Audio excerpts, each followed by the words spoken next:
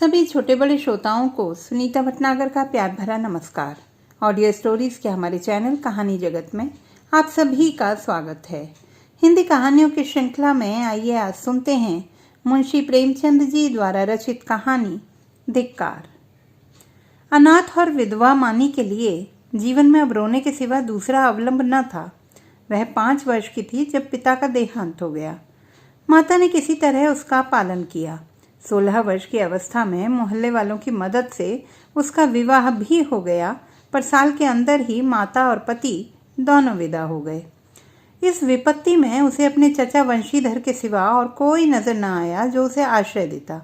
वंशीधर ने अब तक जो व्यवहार किया था उससे यह आशा न हो सकती थी कि वहां वह शांति के साथ रह सकेगी, पर वह सब कुछ सहने और सब कुछ करने को तैयार थी। वह गाली, झिड़की, मारपीट सब सह लेगी। कोई उस पर संदेह तो न करेगा, उस पर मिथ्या लांछन तो न लगेगा। शौहदों और लुच्चों से तो उसकी रक्षा हो सकेगी। वंशीधर को कुल मर्यादा की कुछ चिंता हुई। मानी की याचना को अस्वीकार न कर सके, लेकिन 2-4 महीनों में ही मानी को मालूम हो गया कि इस घर में बहुत दिनों तक उसका निबाह न हो सकेगा। वह घर का सारा काम करती, इशारों पर नाचती, सबको खुश रखने की कोशिश करती, पर न जाने क्यों चचा और चची दोनों उससे जलते रहते। उसके आते ही मेहरी अलग कर दी गई।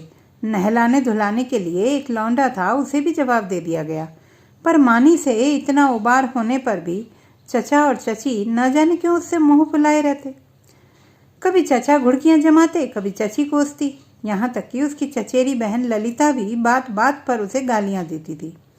घर भर में केवल उसके चचेरे भाई गोकुल को ही उससे सहानुभूति थी। उसी की बातों में कुछ स्नेह का परिचय मिलता था। वह अपनी माता का स्वभाव जानता था। अगर वह उसे समझाने की चेष्टा करता या खुल्लम खुल्ला मानी का पक्ष लेता तो मानी को एक घड़ी घर में रहना कठिन हो जाता। इसीलिए उसकी सहानुभूति मानी ही को दिलासा देने तक रह जाती थी। वह कहता, बहन मुझे कहीं नौकर हो जाने दो, फिर तुम्हारे कष्टों का अंत हो जाएगा। तब देखूंगा कौन तुम्हें तिरछी आंखों से देखता है। जब तक पढ़ता हूँ तभी तक तुम्हारे बुरे दिन हैं। मानी यह स्नेह में डूबी हुई बात सुनकर पुलकित हो जाती और उसका रोआ रोआ गोकुल को आशीर्वाद देने लगता। आज ललिता का विवाह है। सवेरे से ही मेहमानों का आना शुरू हो गया है। गहनों की झनकार से घर गूंज रहा है। मानी भी मेहमानों को देख देख कर खुश हो रही है। उसकी देह पर कोई आभूषण नहीं है और ना ही उसे सुंदर कपड़े ही दिए गए हैं, फिर भी उसका मुख प्रसन्न है। आधी रात हो गई थी। विवाह का मुहूर्त निकट आ गया था। जनवासे से पहनावे की कई चीजें आईं। सभी औरतें उत्सुक हो होकर उन चीजों को देखने लगीं। ललिता को आभूषण पहनाए जाने लगे। मानी के हृदय में बड़ी इच्छा हुई कि जाकर वधू को देखे। अभी कल जो बालिका थी उसे आज वधू वेश में देखने की इच्छा रोक न सकी। वह मुस्काती हुई कमरे में घुसी। सहसा उसकी चची ने झिड़क कर कहा, तुझे यहाँ किसने बुलाया था? निकल जा यहाँ से। मानी ने बड़ी बड़ी यातनाएं सही थी, पर आज की वह झिड़की उसके हृदय में बाण की तरह चुभ गई। उसका मन उसे धिक्कारने लगा। तेरे छिछोरेपन का यही पुरस्कार है। यहाँ सुहागिनों के बीच में तेरे आने की क्या जरूरत थी? वह खिसियाई हुई कमरे से निकली और एकांत में बैठकर रोने के लिए ऊपर जाने लगी। सहसा जीने पर उसकी इंद्रनाथ से मुठभेड़ हो गई। इंद्रनाथ गोकुल का सहपाठी और परम मित्र था। वह भी न्योते में आया हुआ था। इस वक्त गोकुल को खोजने के लिए ऊपर आया था। मानी को वह 2 बार देख चुका था और यह भी जानता था कि यहाँ बड़ा दुर्व्यवहार किया जाता है। चची की बातों की भनक उसके कान में भी पड़ गई थी। मानी को ऊपर जाते हुए देखकर वह उसके चित्त का भाव समझ गया और उसे सांत्वना देने के लिए ऊपर आया, मगर दरवाजा भीतर से बंद था। उसने किवाड़ की दरार से भीतर झांका। मानी मेज के पास खड़ी रो रही थी। उसने धीरे से कहा, मानी द्वार खोल दो। मानी उसकी आवाज़ सुनकर कोने में छिप गई और गंभीर स्वर में बोली, क्या काम है? इंद्रनाथ ने गदगद स्वर में कहा, तुम्हारे पैरों पड़ता हूँ मानी, खोल दो। यह स्नेह में डूबा हुआ विनय मानी के लिए अभूतपूर्व था। इस निर्दय संसार में कोई उससे ऐसी विनती भी कर सकता है, इसकी उसने स्वप्न में भी कल्पना न की थी। मानी ने कांपते हुए हाथों से द्वार खोल दिया। इंद्रनाथ झपट कर कमरे में घुसा। देखा कि छत के पंखे के कड़े से एक रस्सी लटक रही है। उसका हृदय कांप उठा। उसने तुरंत जेब से चाकू निकाल कर रस्सी काट दी और बोला, क्या करने जा रही थी मानी? जानती हो इस अपराध का क्या दंड है? मानी ने गर्दन झुकाकर कहा, इस दंड से कोई और दंड कठोर हो सकता है? जिसकी सूरत से लोगों को घृणा है, उसे मरने के लिए भी अगर कठोर दंड दिया जाए तो मैं यही कहूंगी कि ईश्वर के दरबार में न्याय का नाम भी नहीं है। इंद्रनाथ की आंखें सजल हो गईं। मानी की बातों में कितना कठोर सत्य भरा हुआ था। बोला, सदा ये दिन नहीं रहेंगे मानी। अगर तुम समझ रही हो कि संसार में तुम्हारा कोई नहीं है तो यह तुम्हारा भ्रम है। संसार में कम से कम एक मनुष्य ऐसा है जिसे तुम्हारे प्राण अपने प्राणों से भी प्यारे हैं। सहसा गोकुल आता दिखाई दिया। मानी कमरे से निकल गई। इंद्रनाथ के शब्दों से उसके मन में एक तूफान सा उठ खड़ा हुआ था। उसका क्या आशय है, यह उसकी समझ में ना आया। फिर भी आज उसे अपना जीवन सार्थक मालूम हो रहा था। उसके अंधकारमय जीवन में एक प्रकाश का उदय हो गया था। इंद्रनाथ को वहां बैठे और मानी को कमरे से जाते देखकर गोकुल को कुछ खटक गया।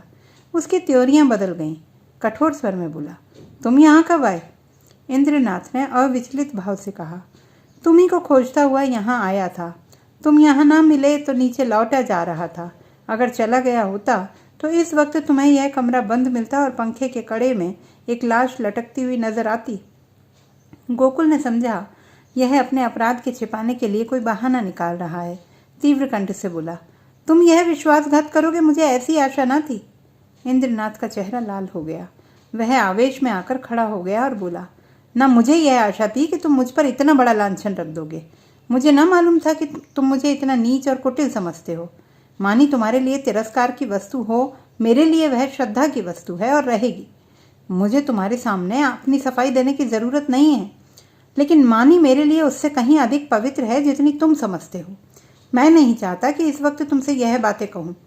इसके लिए और अनुकूल परिस्थितियों की राह देख रहा था, लेकिन मामला आ पड़ने पर कहना ही पड़ रहा है। मैं यह तो जानता था कि मानी का तुम्हारे घर में कोई आदर नहीं है, लेकिन तुम लोग उसे इतना नीच और त्याज्य समझते हो, यह आज तुम्हारी माताजी की बातें सुनकर मालूम हुआ। केवल इतनी सी बात के लिए कि वह चढ़ावे के गहने देखने चली गई थी, तुम्हारी माता ने उसे इस बुरी तरह झिड़का जैसे कोई कुत्ते को भी न झिड़केगा। तुम कहोगे इसमें मैं क्या करूं? मैं कर ही क्या सकता हूं? जिस घर में एक अनाथ स्त्री पर इतना अत्याचार हो, उस घर का पानी पीना भी हराम है। अगर तुमने अपनी माता को पहले ही दिन समझा दिया होता तो आज यह नौबत ना आती। तुम इस इल्जाम से बच नहीं सकते। तुम्हारे घर में आज उत्सव है। मैं तुम्हारे माता पिता से कुछ बातचीत नहीं कर सकता, लेकिन तुमसे कहने में संकोच नहीं है कि मानी को मैं अपनी जीवन सहचरी बनाकर अपने को धन्य समझूंगा। मैंने समझा था अपना कोई ठिकाना करके तब यह प्रस्ताव करूंगा, पर मुझे भय है कि और विलंब करने में शायद मानी से हाथ धोना पड़े। इसलिए तुम्हें और तुम्हारे घर वालों को चिंता से मुक्त करने के लिए मैं आज ही यह प्रस्ताव किए देता हूँ। गोकुल के हृदय में इंद्रनाथ के प्रति ऐसी श्रद्धा कभी ना हुई थी। उस पर ऐसा संदेह करके वह बहुत ही लज्जित हुआ। उसने यह अनुभव भी किया कि माता के भय से मैं मानी के विषय में तटस्थ रहकर कायरता का दोषी हुआ हूँ। यह केवल कायरता थी और कुछ नहीं। कुछ झेंपता हुआ बोला, अगर अम्मा ने मानी को इस बात पर झिड़का तो वह उनकी मूर्खता है। मैं उनसे अवसर मिलते ही पूछूंगा। इंद्रनाथ, अब पूछने पाछने का समय निकल गया। मैं चाहता हूँ कि तुम मानी से इस विषय में सलाह करके मुझे बतला दो। मैं नहीं चाहता कि अब वह यहाँ क्षण भर भी रहे। मुझे आज मालूम हुआ कि वह गर्विणी प्रकृति की स्त्री है और सच पूछो तो मैं उसके स्वभाव पर मुग्ध हो गया हूँ। ऐसी स्त्री अत्याचार नहीं सह सकती। गोकुल ने डरते डरते कहा, लेकिन तुम्हें मालूम है वह विधवा है। जब हम किसी के हाथों अपना असाधारण हित होते देखते हैं तो हम अपनी सारी बुराइयां उसके सामने खोल कर रख देते हैं। हम उसे दिखाना चाहते हैं कि हम आपकी इस कृपा के सर्वथा योग्य नहीं हैं। इंद्रनाथ ने मुस्कुराकर कहा, जानता हूँ, सुन चुका हूँ, और इसीलिए तुम्हारे बाबूजी से कुछ कहने का मुझे अब तक साहस नहीं हुआ। लेकिन न जानता तो भी इसका मेरे निश्चय पर कोई असर न पड़ता। मानी विधवा ही नहीं, अछूत हो, उससे भी गई बीती अगर कुछ हो सकती है वह भी हो, फिर भी मेरे लिए वह रमणी रत्न है। हम छोटे छोटे कामों के लिए तजुर्बेकार आदमी खोजते हैं। जिसके साथ हमें जीवन यात्रा करनी है उसमें तजुर्बे का होना ऐब समझते हैं। मैं न्याय का गला घोटने वालों में नहीं हूँ। विपत्ति से बढ़कर तजुर्बा सिखाने वाला कोई विद्यालय आज तक नहीं खुला। जिसने इस विद्यालय में डिग्री ले ली उसके हाथों में हम निश्चिंत होकर जीवन की बागडोर दे सकते हैं। किसी रमणी का विधवा होना मेरी आंखों में दोष नहीं, गुण है। गोकुल ने पूछा, अगर तुम्हारे घर वाले आपत्ति करें तो? इंद्रनाथ ने प्रसन्न होकर कहा, मैं अपने घर वालों को इतना मूर्ख नहीं समझता कि इस विषय में आपत्ति करें, लेकिन वे आपत्ति करें भी तो मैं अपनी किस्मत अपने हाथ में ही रखना पसंद करता हूँ। मेरे बड़ों को मुझ पर अनेकों अधिकार हैं। बहुत सी बातों में मैं उनकी इच्छा को कानून समझता हूँ, लेकिन जिस बात को मैं अपनी आत्मा के विकास के लिए शुभ समझता हूँ उसमें मैं किसी से दबना नहीं चाहता। मैं इस गर्व का आनंद उठाना चाहता हूँ कि मैं स्वयं अपने जीवन का निर्माता हूँ। गोकुल ने कुछ शंकित होकर कहा, और मानी न मंजूर करे तो? इंद्रनाथ को यह शंका बिल्कुल निर्मूल जान पड़ी। बोले, तुम इस समय बच्चों की सी बातें कर रहे हो गोकुल। यह मानी हुई बात है कि मानी आसानी से मंजूर न करेगी। वह इस घर में ठोकरें, झिड़कियाँ, सैकड़ों गालियाँ सुनेगी, पर रहेगी इसी घर में। युगों के संस्कारों को मिटा देना आसान नहीं है, लेकिन हमें उसे राजी करना पड़ेगा। उसके मन से संचित संस्कारों को निकालना पड़ेगा। मैं विधवाओं के पुनर्विवाह के पक्ष में नहीं हूँ। मेरा ख्याल है कि पतिव्रत का यह अलौकिक आदर्श संसार का अमूल्य रत्न है और हमें बहुत सोच समझकर उस पर आघात करना चाहिए। लेकिन मानी के विषय में यह बात नहीं उठती। प्रेम और भक्ति नाम से नहीं, व्यक्ति से होती है। जिस पुरुष की उसने सूरत भी ना देखी उससे प्रेम हो ही नहीं सकता। केवल रस्म की बात है। इस आडंबर की, इस दिखावे की हमें परवाह नहीं करनी चाहिए। देखो, शायद कोई तुम्हें बुला रहा है। मैं भी जा रहा हूँ। 2-3 दिन में फिर मिलूंगा, मगर ऐसा ना हो कि तुम संकोच में पड़कर सोचते विचारते रह जाओ और दिन निकलते चले जाएं। गोकुल ने उसके गले में हाथ डालकर कहा, मैं परसों खुद ही आऊँगा। बारात विदा हो गई थी। मेहमान भी रुखसत हो गए। रात के 9 बज गए थे। विवाह के बाद की नींद मशहूर है। घर के सभी लोग सरे शाम से सो रहे थे। कोई चारपाई पर, कोई तख्त पर, कोई ज़मीन पर, जिसे जहाँ जगह मिली वहीं सो रहा था। केवल मानी घर की देखभाल कर रही थी और ऊपर गोकुल अपने कमरे में बैठा हुआ समाचार पढ़ रहा था। सहसा गोकुल ने पुकारा, मानी, एक गिलास ठंडा पानी तो लाना, प्यास लगी है। मानी पानी लेकर ऊपर गई और मेज पर पानी रखकर लौटना ही चाहती थी कि गोकुल ने कहा, जरा ठहरो मानी, तुमसे कुछ कहना है। मानी ने कहा, अभी फुर्सत नहीं है भाई, सारा घर सो रहा है, कहीं कोई घुस आए तो लोटा थाली भी ना बचे। गोकुल ने कहा, घुस आने दो। मैं तुम्हारी जगह होता तो चोरों से मिलकर चोरी करवा देता। मुझे इसी वक्त इंद्रनाथ से मिलना है। मैंने उससे आज मिलने का वचन दिया है। देखो, संकोच मत करना। जो बात पूछ रहा हूँ उसका जल्द उत्तर देना। देर होगी तो वह घबराएगा। इंद्रनाथ को तुमसे प्रेम है, यह तुम जानती हो ना? मानी ने मुंह फेर कर कहा, यही बात कहने के लिए मुझे बुलाया था? मैं कुछ नहीं जानती। गोकुल, खैर, यह वह जाने या तुम जानो, वह तुमसे विवाह करना चाहता है। वैदिक रीति से विवाह होगा। तुम्हें स्वीकार है? मानी की गर्दन शर्म से झुक गई। वह कुछ जवाब न दे सकी। गोकुल ने फिर कहा, दादा और अम्मा से यह बात नहीं कही गई। इसका कारण तुम जानती ही हो। वह तुम्हें घुड़कियां दे देकर, जला जलाकर चाहे मार डालें, पर विवाह करने की सम्मति कभी नहीं देंगे। इससे उनकी नाक कट जाएगी। इसलिए अब इसका निर्णय तुम्हारे ही ऊपर है। मैं तो समझता हूँ तुम्हें स्वीकार कर लेना चाहिए। इंद्रनाथ तुमसे प्रेम करता ही है। यूँ भी निष्कलंक चरित्र आदमी और बला का दिलेर है वह तो उसे छू ही नहीं गया है। तुम्हें सुखी देखकर मुझे सच्चा आनंद होगा। मानी के हृदय में एक वेग उठ रहा था, मगर मुंह से आवाज न निकली। गोकुल ने अब खींच कर कहा, देखो मानी, यह चुप रहने का समय नहीं है। क्या सोचती हो? मानी ने कांपते स्वर में कहा, हाँ। गोकुल के हृदय का बोझ हल्का हो गया। मुस्कुराने लगा। मानी शर्म के मारे वहां से भाग गई। शाम को गोकुल ने अपनी माँ से कहा, अम्मा, इंद्रनाथ के घर आज कोई उत्सव है। उसकी माता अकेली घबरा रही थी कि कैसे सब काम होगा। मैंने कहा, मैं मानी को कल भेज दूंगा। तुम्हारी आज्ञा हो तो मानी को पहुंचा दूं। कल परसों तक चली आएगी। मानी उसी वक्त वहां आ गई। गोकुल ने उसकी ओर कनखियों से ताका। मानी लज्जा से गड़ गई। भागने का रास्ता ना मिला। माँ ने कहा, मुझसे क्या पूछती हो? वह जाए ले जाओ। गोकुल ने मानी से कहा, कपड़े पहनकर तैयार हो जाओ, तुम्हें इंद्रनाथ के घर चलना है। मानी ने आपत्ति की, मेरा जी अच्छा नहीं है, मैं ना जाऊंगी। गोकुल की माँ ने कहा, चली क्यों नहीं जाती? क्या कोई वहां पहाड़ खोदना है? मानी एक सफ़ेद साड़ी पहनकर तांगे पर आ बैठी तो उसका हृदय कांप रहा था और बार बार आंखों में आंसू भर आते थे। उसका हृदय बैठा जाता था मानो नदी में डूबने जा रही हो। तांगा कुछ दूर निकल गया तो उसने गोकुल से कहा, भैया मेरा जी न जाने कैसा कैसा हो रहा है, घर चलो, तुम्हारे पैर पड़ती हूँ। गोकुल ने कहा, तू पागल है, वहाँ सब लोग तेरी राह देख रहे हैं और तू कहती है लौट चलो। मानी, मेरा मन कहता है कोई अनिष्ट होने वाला है। गोकुल, और मेरा मन कहता है तू रानी बनने जा रही है।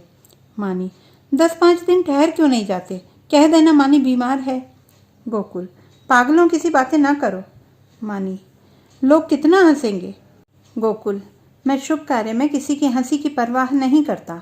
मानी, अम्मा तुम्हें घर में ना घुसने देंगी, मेरे कारण तुम्हें भी झिड़कियाँ मिलेंगी। गोकुल, इसकी कोई परवाह नहीं, उनकी तो यह आदत ही है।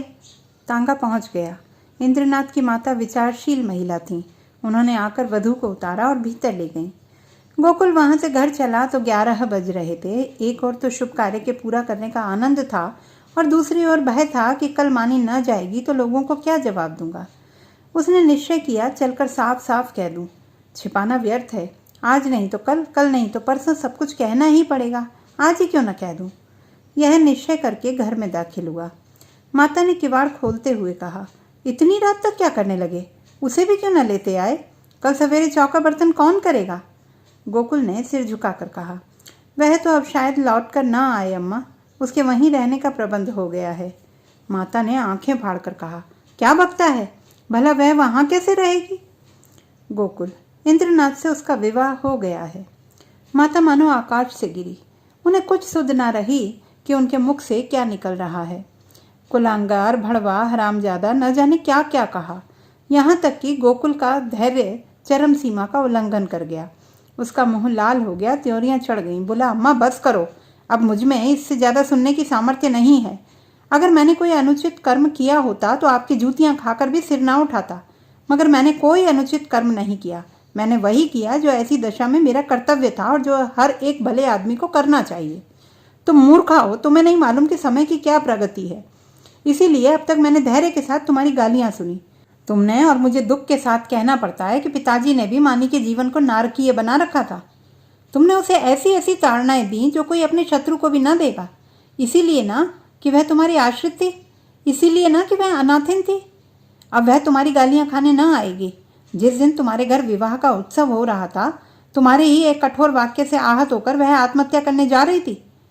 इंद्रनाथ उस समय ऊपर ना पहुंच जाते तो आज हम तुम सारा घर हवालात में बैठा होता। माता ने आंखें मटकाकर कहा, आहा, कितने सपूत बेटे हो तुम कि सारे घर को संकट से बचा लिया। क्यों ना हो, अभी बहन की बारी है, कुछ दिन में मुझे ले जाकर किसी के गले में बांध आना, फिर तुम्हारी चांदी हो जाएगी। यह रोजगार सबसे अच्छा है, पढ़ लिख कर क्या करोगे। गोकुल मर्म वेदना से तिलमिला उठा। व्यथित कंठ से बोला, ईश्वर ना करे कोई बालक तुम जैसी माता के गर्भ से जन्म ले, तुम्हारा मुंह देखना भी पाप है। यह कहता हुआ वह घर से निकल पड़ा और उन्मत्तों की तरह एक तरफ चल खड़ा हुआ। जोर से झोंके चल रहे थे, पर उसे ऐसा मालूम हो रहा था कि सांस लेने के लिए भी हवा नहीं है। 1 सप्ताह बीत गया, पर गोकुल का कहीं पता नहीं चला। इंद्रनाथ को बम्बई में जगह मिल गई थी। वह वहां चला गया था। वहां रहने का प्रबंध करके वह अपनी माता को तार देगा और तब सास और बहू दोनों चली जाएंगी। वंशीधर को पहले संदेह हुआ कि गोकुल इंद्रनाथ के घर छिपा होगा, पर जब वह वहां उसका पता न चला तो उन्होंने सारे शहर में उसकी खोजपूछ शुरू की। जितने मिलने वाले मित्र, स्नेही, संबंधी थे, सभी के घर गए, पर सब जगह से साफ जवाब पाया। दिन भर दौड़ धूप कर शाम को घर आते तो स्त्री को आड़े हाथों लेते, और कोसो लड़के को, पानी पी पी कर कोसो, न जाने तुम्हें कभी बुद्धि आएगी भी या नहीं। गई थी चुड़ैल, जाने देती। एक बोझ सिर से टला, एक मेहरी रख लो, काम चल जाएगा। जब वह न थी तो घर क्या भूखों मरता था। विधवाओं के पुनर्विवाह चारों ओर तो हो रहे हैं, यह कोई अनहोनी बात तो है नहीं। हमारे बस की बात होती तो विधवा विवाह के पक्षपातियों को देश से निकाल देते, शाप देकर जला देते, लेकिन यह हमारे बस की बात नहीं है। फिर तुमसे इतना भी ना हो सका कि मुझसे तो पूछ लेती, मैं जो उचित समझता करता। तुमने क्या समझा था, मैं दफ्तर से घर लौट कर आऊँगा ही नहीं, वही अंत्येष्टि हो जाएगी। बस लड़के पर टूट पड़ी, अब रो खूब दिल खोल कर। संध्या हो गई थी। वंशीधर स्त्री को फटकारें सुनाकर द्वार पर उद्वेग की दशा में टहल रहे थे। रह रह कर मानी पर क्रोध आता था। इसी राक्षसी के कारण मेरे घर का सर्वनाश हुआ। न जाने किस बुरी साइट में घर आई कि घर को मिटाकर छोड़ा। वह न आई होती तो आज क्यों ये बुरे दिन देखने पड़ते। कितना होनहार, कितना प्रतिभाशाली लड़का था, न जाने कहाँ गया। एकाएक एक बुढ़िया उनके समीप आई और बोली, बाबू साहब, यह खत लाई हूँ, ले लीजिए। वंशीधर ने लपक कर बुढ़िया के हाथ से पत्र ले लिया। उनकी छाती आशा से धक धक करने लगी। गोकुल ने शायद यह पत्र लिखा होगा। अंधेरे में कुछ न सूझा। पूछा, कहाँ से आई है? बुढ़िया ने कहा, वह जो बाबू हुसैनगंज में रहते हैं, जो बम्बई में नौकर हैं, उन्हीं की बहू ने भेजा है। वंशीधर ने कमरे में जाकर लैंप जलाया और पत्र पढ़ने लगे। मानी का खत था। लिखा था, पूज्य चाचा जी, अभागिनी मानी का प्रणाम स्वीकार कीजिए। मुझे यह सुनकर अत्यंत दुख हुआ कि गोकुल भैया कहीं चले गए और अब तक उनका पता नहीं है। मैं ही इसका कारण हूँ। यह कलंक मेरे ही मुख पर लगना था, वह लग भी गया। मेरे कारण आपको इतना शोक हुआ, इसका मुझे बहुत दुख है, मगर भैया अवश्य आएंगे, इसका मुझे विश्वास है। मैं भी 9 बजे वाली गाड़ी से बम्बई जा रही हूँ। मुझसे जो कुछ अपराध हुआ है उसे क्षमा कीजिएगा और चाची से मेरा प्रणाम कहिएगा। मेरी ईश्वर से यही प्रार्थना है कि शीघ्र ही गोकुल भैया सकुशल घर लौट आएं। ईश्वर की इच्छा हुई तो भैया के विवाह में आपके चरणों के दर्शन करूंगी। वंशीधर ने पत्र को फाड़कर पुर्जे पुर्जे कर डाला। घड़ी में देखा तो 8 बज रहे थे। तुरंत कपड़े पहने सड़क पर आकर इक्का किया और स्टेशन चले। बम्बई मेल प्लेटफॉर्म पर खड़ा था। मुसाफिरों में भगदड़ मची हुई थी। खोमचे वालों की चीख पुकार से कान पड़ी आवाज़ न सुनाई देती थी। गाड़ी छूटने में थोड़ी ही देर थी। मानी और उसकी सास एक जनाने कमरे में बैठी हुई थी। मानी सजल नेत्रों से सामने ताक रही थी। अतीत चाहे दुखद ही क्यों ना हो, उसकी स्मृतियां मधुर होती हैं। मानी आज बुरे दिनों का स्मरण करके दुखी हो रही थी। गोकुल से अब न जाने कब भेंट होगी। चाचा जी आ जाते तो उनके दर्शन कर लेती। कभी कभी बिगड़ते थे तो क्या उसके भले के लिए ही तो डांटते थे। वह आवेंगे नहीं। अब तो गाड़ी छूटने में थोड़ी ही देर है। कैसे आएं? समाज में हलचल न मच जाएगी। भगवान की इच्छा होगी तो अब की जब यहाँ आऊँगी तो ज़रूर उनके दर्शन करूँगी। एकाएक उसने लाला वंशीधर को आते देखा। वह गाड़ी से निकलकर बाहर खड़ी हो गई और चाचा जी की ओर बढ़ी। चरणों पर गिरना चाहती थी कि वह पीछे हट गए और आंखें निकाल कर बोले, मुझे मत छू, दूर रहे अभागिनी कहीं की। मुख की कालिख लगाकर मुझे पत्र लिखती है। तुझे मौत नहीं आती? तूने मेरे कुल का सर्वनाश कर दिया। आज तक गोकुल का पता नहीं है। तेरे कारण वह घर से निकला और तू अभी तक मेरी छाती पर मूंग दलने को बैठी है। तेरे लिए क्या गंगा में पानी नहीं है? मैं तुझे कुलटा ऐसी हरजाई समझता तो पहले दिन ही तेरा गला घोट देता। अब मुझे अपनी भक्ति दिखलाने चलिए। तेरी जैसी पापिष्ठाओं का मरना ही अच्छा है। पृथ्वी का बोझ कम हो जाएगा। प्लेटफॉर्म पर सैकड़ों आदमियों की भीड़ लग गई थी और वंशीधर निर्लज्ज भाव से गालियों की बौछार कर रहे थे। किसी की समझ में न आता था कि माजरा क्या है, पर मन से सब लाला को धिक्कार रहे थे। मानी पाषाण मूर्ति के समान खड़ी थी, मानो वहीं जम गई हो। उसका सारा अभिमान चूर चूर हो गया। ऐसा जी चाहता था कि धरती फट जाए और मैं समा जाऊं। कोई वज्र गिरकर उसके अधम जीवन का अंत कर दे। इतने आदमियों के सामने उसका पानी उतर गया। उसकी आंखों से पानी की एक बूंद भी न निकली। हृदय में आंसू न थे। उसकी जगह एक दावानल सा बहक रहा था जो मानो वेग से मस्तिष्क की ओर बढ़ता चला जाता था। संसार में कौन जीवन इतना अधम होगा? सास ने पुकारा, बहू अंदर आ जाओ। गाड़ी चली तो माता ने कहा, ऐसा बेशर्म आदमी नहीं देखा। मुझे तो ऐसा क्रोध आ रहा था कि उसका मुंह नोच लूं। मानी ने सिर ऊपर ना उठाया। माता फिर बोली, न जाने इन सड़ियलों को बुद्धि कब आएगी। अब तो मरने के दिन भी आ गए। पूछो तेरा लड़का भाग गया तो हम क्या करें? अगर ऐसे पापी ना होते तो यह वज्र क्यों गिरता? मानी ने फिर भी मुंह ना खोला। शायद उसे कुछ सुनाई ही न दिया था। शायद उसे अपने अस्तित्व का ज्ञान भी न था। वह टकटकी लगाए खिड़की की ओर ताक रही थी। उस अंधकार में न जाने उसे क्या सूझ रहा था। कानपुर आया। माता ने पूछा, बेटी कुछ खाओगी? थोड़ी सी मिठाई खा लो। 10 कब के बज गए? मानी ने कहा, अभी तो भूख नहीं है अम्मा, फिर खा लूँगी। माता जी सोई। मानी भी लेटी, पर चचा की वह सूरत आंखों के सामने खड़ी थी और उनकी बातें कानों में गूंज रही थी। आह, मैं इतनी नीच हूँ, ऐसी पतित कि मेरे मर जाने से पृथ्वी का भार हल्का हो जाएगा। क्या कहा था? तू अपने माँ बाप की बेटी है तो फिर मुँह मत दिखाना। न दिखाऊंगी। जिस मुख पर ऐसी कालिमा लगी हुई है उसे किसी को दिखाने की इच्छा भी नहीं है। गाड़ी अंधकार को चीरती हुई चली जा रही थी। मानी ने अपना ट्रंक खोला और अपने आभूषण निकालकर उसमें रख दिए। फिर इंद्रनाथ का चित्र निकालकर उसे देर तक देखती रही। उसकी आंखों से गर्व की एक झलक सी दिखाई दे रही थी। उसने तस्वीर रख दी और आप ही आप बोली, नहीं नहीं, मैं तुम्हारे जीवन को कलंकित नहीं कर सकती। तुम देवतुल्य हो, तुमने मुझ पर दया की है। मैं अपने पूर्व संस्कारों का प्रायश्चित कर रही थी। तुमने मुझे उठाकर हृदय से लगा लिया, लेकिन मैं तुम्हें कलंकित न करूंगी। तुमने मुझसे प्रेम है, तुम मेरे लिए अनादर, अपमान, निंदा सब सह लोगे, पर मैं तुम्हारे जीवन का भार न बनूंगी। गाड़ी अंधकार को चीरती चली जा रही थी। मानी आकाश की ओर इतनी देर तक देखती रही कि सारे तारे उदय हो गए और उस अंधकार में उसे अपनी माता का स्वरूप दिखाई दिया, ऐसा प्रत्यक्ष कि उसने चौंक कर आंखें बंद कर लीं। न जाने कितनी रात गुजर चुकी थी। दरवाजा खुलने की आहट से माताजी की आंखें खुल गईं। गाड़ी तेजी से चलती जा रही थी, मगर बहू का पता न था। वह आंखें मलकर उठ बैठी और पुकारा, बहू बहू।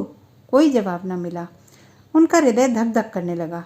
ऊपर के बर्थ पर नजर डाली, पेशाब खाने में देखा, बेंचों के नीचे देखा, बहू कहीं न थी। तब वह द्वार पर आकर खड़ी हो गई। बहू का क्या हुआ? यह द्वार किसने खोला? कोई गाड़ी में तो नहीं आया? उसका जी घबराने लगा। उसने किवाड़ बंद कर दिया और जोर जोर से रोने लगी। किससे पूछे? डाक गाड़ी अब न जाने कितनी देर में रुकेगी। कहती थी बहू मर्दानी गाड़ी में बैठें। मेरा कहना न माना। कहने लगी, अम्मा जी आपको सोने की तकलीफ होगी। यही आराम दे गई। सहसा उसे खतरे की जंजीर याद आई। उसने जोर जोर से कई बार जंजीर खींची। कई मिनट के बाद गाड़ी रुकी। गार्ड आया। पड़ोस के कमरे से 2-4 आदमी और भी आए। फिर लोगों ने सारा कमरा तलाश किया।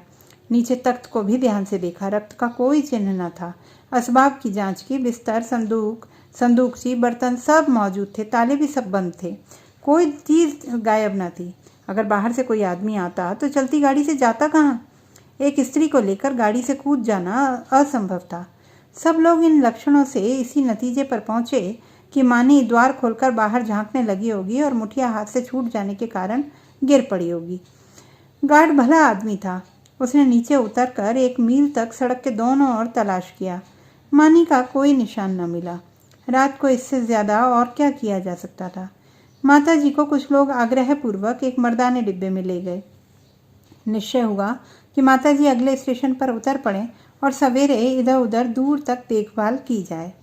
विपत्ति में हम प्रमुखपेक्षी हो जाते हैं। माताजी कभी इसका मुंह देखती, कभी उसका। उनकी याचना से भरी हुई आंखें मानो सबसे कह रही थीं, कोई मेरी बच्ची को खोज क्यों नहीं लाता? हाय, अभी तो बेचारी की चुंदी भी मैली नहीं हुई। कैसे कैसे साधों और अरमानों से भरी पति के पास जा रही थी। कोई उस दुष्ट वंशीधर से जाकर कहता क्यों नहीं, ले तेरी मनोभिलाषा पूरी हो गई, जो तू चाहता था वह पूरा हो गया। क्या अब भी तेरी छाती नहीं जुड़ाती? वृद्धा बैठी रो रही थी और गाड़ी अंधकार को चीरती चली जाती थी। रविवार का दिन था। संध्या समय इंद्रनाथ 2-3 मित्रों के साथ अपने घर की छत पर बैठा हुआ था। आपस में हास परिहास हो रहा था। मानी का आगमन इस परिहास का विषय था। एक मित्र बोले, क्यों इंद्र, तुमने तो वैवाहिक जीवन का कुछ अनुभव किया है, हमें क्या सलाह देते हो? बनाए कहीं घोंसला या यूं ही डालियों पर बैठे बैठे दिन काटे? पत्र पत्रिकाओं को देखकर तो यही मालूम होता है कि वैवाहिक जीवन और नरक में कुछ थोड़ा सा ही अंतर है। इंद्रनाथ ने मुस्कुराकर कहा, यह तो तकदीर का खेल है भाई, 16 आने तकदीर का। अगर एक दिशा में वैवाहिक जीवन नरक तुल्य है तो दूसरी दिशा में स्वर्ग से कम नहीं है। दूसरे मित्र बोले, इतनी आज़ादी तो भला क्या रहेगी? इंद्रनाथ, इतनी क्या, इसकी शतांश भी ना रहेगी। अगर तुम रोज सिनेमा देखकर 12 बजे लौटना चाहते हो, 9 बजे सोकर उठना चाहते हो और दफ्तर से 4 बजे लौटकर ताश खेलना चाहते हो, तो तुम्हें विवाह करने से कोई सुख ना होगा। और जो हर महीने सूट बनवाते हो, तब शायद साल भर भी ना बनवा सको। श्रीमती जी तो आज रात की गाड़ी से आ रही हैं। हाँ, मेल से। मेरे साथ चलकर उन्हें रिसीव करोगे ना? यह भी पूछने की बात है। अब घर कौन जाता है? मगर कल दावत खिलानी पड़ेगी। सहसा तार के चपरासी ने आकर इंद्रनाथ के हाथ में तार का लिफाफा रख दिया। इंद्रनाथ का चेहरा खिल उठा। झट तार खोलकर पढ़ने लगा। एक बार पढ़ते ही उसका हृदय धक सा हो गया। सांस रुक गई, सिर घूमने लगा, आंखों की रोशनी लुप्त हो गई, जैसे विश्व पर काला पर्दा पड़ गया हो। उसने तार को मित्रों के सामने फेंक दिया और दोनों हाथों से मुंह ढांप कर फूट फूट कर रोने लगा। दोनों मित्रों ने घबराकर तार उठा लिया और उसे पढ़ते ही हदबुद्धि से हो दीवार की ओर ताकने लगे। क्या सोच रहे थे और क्या हो गया? तार में लिखा था, मानी गाड़ी से कूद पड़ी, उसकी लाश लालपुर से 3 मील पर पाई गई। मैं लालपुर में हूँ, तुरंत आओ। एक मित्र ने कहा। किसी शत्रु ने झूठी खबर ना भेज दी हो। दूसरे मित्र ने कहा, हाँ, कभी कभी लोग ऐसी शरारतें करते हैं। इंद्रनाथ ने शून्य नेत्रों से उनकी ओर देखा, पर मुंह से कुछ नहीं बोले। कई मिनट तक तीनों आदमी निर्वाक निस्पंद बैठे रहे। एकाएक इंद्रनाथ खड़े हो गए और बोले, मैं इसी गाड़ी से जाऊंगा। बम्बई से 9 बजे को गाड़ी छूटती थी। दोनों ने चटपट बिस्तर आदि बांधकर तैयार कर दिया। एक ने बिस्तर उठाया, दूसरे ने ट्रंक। इंद्रनाथ ने चटपट कपड़े पहने और स्टेशन चले। निराशा आगे थी, आशा रोती हुई पीछे। 1 सप्ताह गुजर गया था। लाला वंशीधर दफ्तर से आकर द्वार पर बैठे ही थे कि इंद्रनाथ ने आकर प्रणाम किया। वंशीधर उसे देखकर चौंक पड़े। उसके अनपेक्षित आगमन पर नहीं, उसकी विकृत दशा पर। मानो वीतराग शोक सामने खड़ा हो, मानो कोई हृदय से निकली हुई आह मूर्तिमान हो गई हो। वंशीधर ने पूछा, तुम तो बम्बई चले गए थे ना? इंद्रनाथ ने जवाब दिया, जी हाँ, आज ही आया हूँ। वंशीधर ने तीखे स्वर में कहा, गोकुल को तो तुम ले आए। तुमसे कहाँ उसकी भेंट हुई? क्या बम्बई चला गया था? जी नहीं, कल मैं गाड़ी से उतरा तो स्टेशन पर मिल गए। तो जाकर लिवा लाओ ना। जो किया अच्छा किया। यह कहते हुए वह घर में दौड़े। एक क्षण में गोकुल की माता ने उसे अंदर बुलाया। वह अंदर गया तो माता ने उसे सिर से पांव तक देखा। तुम बीमार थे क्या भैया? इंद्रनाथ ने कोई जवाब न दिया। हाथ मुंह धोते हुए इंद्रनाथ फिर बोला, मैंने तो कहा था चलो, लेकिन डर के मारे नहीं आते। और था कहाँ इतने दिन? कहते थे देहातों में घूमता रहा। तो क्या तुम अकेले बम्बई से आए हो? जी नहीं, अम्मा भी आई हैं। गोकुल की माता ने कुछ सकुचा कर पूछा, मानी तो अच्छी तरह है? इंद्रनाथ ने हंसकर कहा, जी हाँ, अब वह बड़े सुख से है, संसार के बंधनों से छूट गई है। माता ने अविश्वास करके कहा, चल नटखट कहीं का, बेचारी को कोस रहा है, मगर जल्दी बम्बई से लौट क्यों आए? इंद्रनाथ ने मुस्कुराते हुए कहा, क्या करता, माताजी का तार बम्बई में मिला कि मानी ने गाड़ी से कूदकर प्राण दे दिए। वह लालपुर में पड़ी हुई थी, दौड़ा हुआ आया, वहीं दाह क्रिया की, आज घर चला आया। अब मेरा अपराध क्षमा कीजिए। वह और कुछ न कह सका। आंसुओं के वेग ने गला बंद कर दिया। जेब से एक पत्र निकालकर माता के सामने रखते हुए बोला, उसके संदूक में यही पत्र मिला है। गोकुल की माता कई मिनट तक मर्माहत सी बैठी जमीन की ओर ताकती रही। शोक और उससे अधिक पश्चाताप ने सिर को दबा रखा था। फिर पत्र उठाकर पढ़ने लगी, स्वामी, जब यह पत्र आपके हाथों में पहुंचेगा तब तक मैं इस संसार से विदा हो जाऊंगी। मैं बड़ी अभागिन हूँ, मेरे लिए संसार में स्थान नहीं है। आपको भी मेरे कारण क्लेश और निंदा ही मिलेगी। मैंने सोचकर देखा और यही निश्चय किया कि मेरे लिए मरना ही अच्छा है। मुझ पर आपने जो दया की थी उसके लिए आपका क्या प्रतिदान करूं? जीवन में मैंने कभी किसी वस्तु की इच्छा नहीं की, परंतु मुझे दुख है कि आपके चरणों पर सिर रखकर न मर सकी। मेरी अंतिम याचना है कि मेरे लिए आप शोक न कीजिएगा। ईश्वर आपको सदा सुखी रखे। माताजी ने पत्र रख दिया और आंखों से आंसू बहने लगे। बरामदे में वंशीधर निस्पंद खड़े थे और जैसे मानी लज्जानत उनके सामने खड़ी हुई थी। तो दोस्तों, ये थी हमारी आज की कहानी। आपको कैसी लगी कमेंट बॉक्स में लिखना ना भूलें। चैनल को सब्सक्राइब करें, लाइक करें और मित्रों के साथ शेयर करें।